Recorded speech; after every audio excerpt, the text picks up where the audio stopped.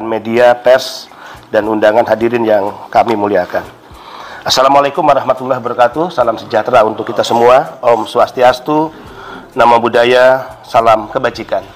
Alhamdulillah, di tengah kesibukan kita semua, hari ini Bapak Kapolda hadir bersama kita. Yang kita ingin tunjukkan ke publik, yang kita ingin tunjukkan ke rakyat Indonesia bahwa sinergi kolaborasi BP2MI dengan Kepolisian Republik Indonesia diwujud nyatakan dalam memberikan pelindungan secara utuh dan menyeluruh kepada para pekerja migran Indonesia. Hari ini perkenankan saya menyampaikan terkait undangan konferensi pers untuk berbagai pihak tentang penyelamatan 160 calon pekerja migran Indonesia yang hampir menjadi korban penempatan secara tidak resmi yang dilakukan oleh salah satu perusahaan, yang perusahaannya nanti pasti kita sebut khusus. BP2MI tidak pernah menyebut inisial selama ini, karena kita ingin memberikan selain sanksi hukum juga sanksi sosial kepada siapapun, para sindikat dan mafia penempatan ilegal. Saya ingin sampaikan beberapa poin. Satu, bahwa dalam konteks penempatan PMI, kita dihadapkan pada dua potret yang sangat kontras. Kenapa mereka layak diberikan perlakuan hormat, bahkan pelepasan sering dihadiri oleh para menteri, kemudian juga anggota DPR RI, tokoh-tokoh penting di negara ini, dan terakhir, 17 Oktober 2022 dilepas oleh Presiden Republik Indonesia. Karena mereka adalah pahlawan devisa, penyumbang 159,6 triliun kepada negara ini. Penyumbang devisa terbesar kedua setelah sektor migas. Naib bagi negara yang besar ini kita harus kalah berhadapan dengan sindikat dan mafia penempatan ilegal. Ini bisnis kotor, Bapak Kapolda. Kekuatan uang yang jenazah yang kita terima dalam 2 tahun terakhir 1.459. Air mata apalagi yang harus kita tumpahkan melihat kondisi ini. Kita harus menghentikan setiap gerak dan kerja dari sindikat dan mafia ini untuk menyelamatkan anak-anak bangsa kita. Pada tanggal 29 September 2022, jam 22:55, saya di WA oleh seseorang terkait adanya penampungan. Saya bergerak cepat, saya minta tambahan pasukan kepolisian dari BP2MI untuk mendampingi. Tapi seperti biasa, saya selalu merahasiakan objek dan tempat yang akan menjadi target penggerebekan. Dari 35 kali penggerebekan Bapak Kapolda, 25 saya pimpin langsung sendiri. Termasuk peristiwa yang di Bekasi, saya pimpin langsung penggerebekan itu, dan 25 penggerebekan selalu sukses. Tidak ada kebocoran apapun. Kemudian dari hasil penggerebekan itu kita temukan, ya, mereka ditampung di salah satu balai latihan kerja milik perusahaan PT Jam-Jam Perwita yang terletak di Jalan Raya Kranggan, RT 004, RW di Bekasi.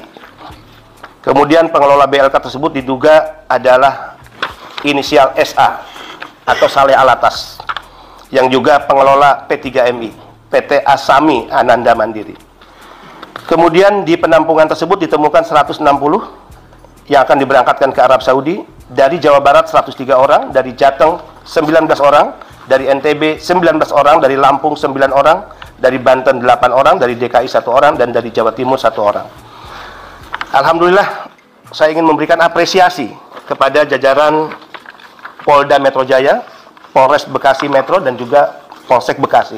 Karena malam saat penggerebekan dilakukan, koordinasi kami lakukan, dan aparat Bapak Kapolda turun dengan cepat, dan kami bersama-sama melakukan penggerebekan. Jadi ini bukti kolaborasi yang sangat efektif di lapangan antara BP2MI dengan jajaran kepolisian, khususnya di bawah Polda Metro Jaya.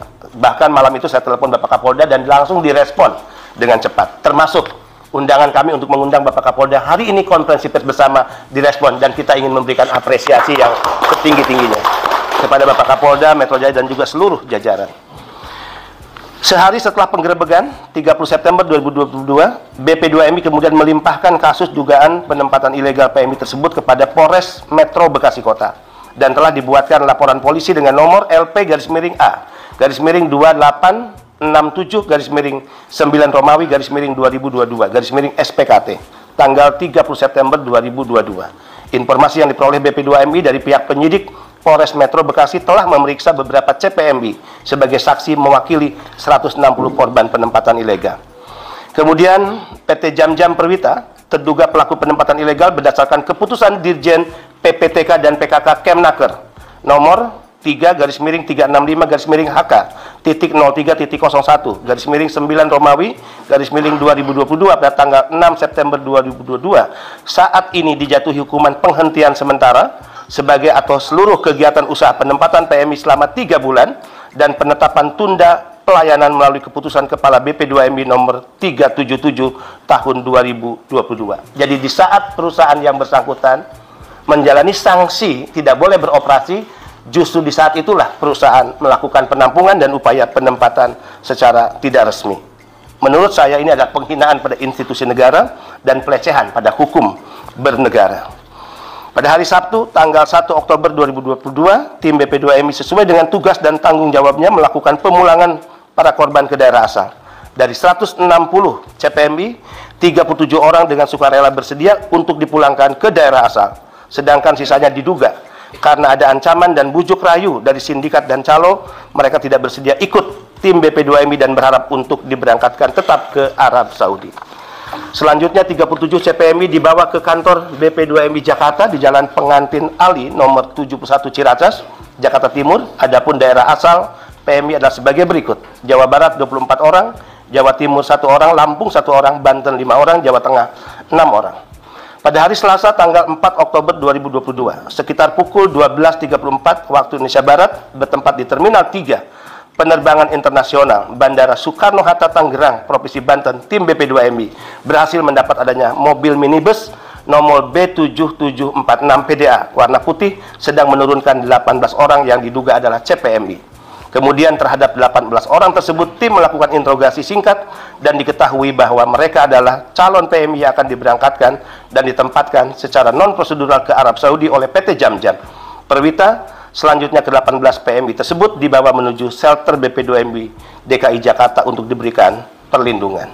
Jadi Tuhan itu adil. Di satu sisi kita melakukan penggerebekan yang sebagian besar masih di penampungan, tiba-tiba pada tanggal 4 Oktober dari sekian yang banyak ada di penampungan yang belum kita selamatkan ke shelter, itulah yang kemudian 18 upaya untuk mereka tetap diberangkatkan ke Arab Saudi dan kita mampu cegah dan amankan. Bersama ke-18 CPMI tersebut, tim berhasil mengamankan 17 lembar tiket penerbangan Sri Lanka Airlines, tujuan Jakarta Cengkareng Kolombo, pukul 14.25 WIB, nomor penerbangan UL365, 4 Oktober 2022. B. 17 lembar tiket penerbangan Sri Lanka Airlines, tujuan Kolombo, CMB, Riyadh, RUH, pukul 18.15 waktu setempat, nomor penerbangan UL265, 4 Oktober 2022. C. 17 buku paspor dilengkapi dengan visa amal.